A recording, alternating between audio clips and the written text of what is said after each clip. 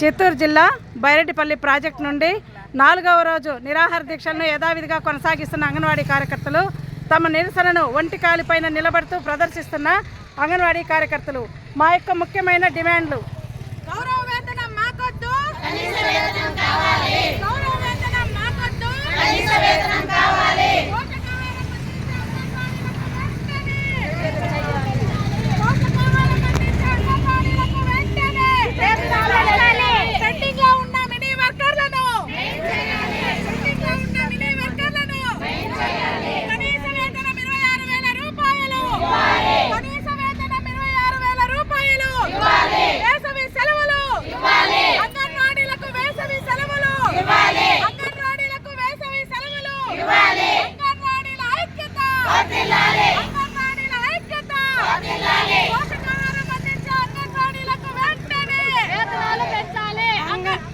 మూడు సంఘాల ఆధ్వర్యంలో 4వ రోజు నిరసన కొనసాగిస్తున్నారు.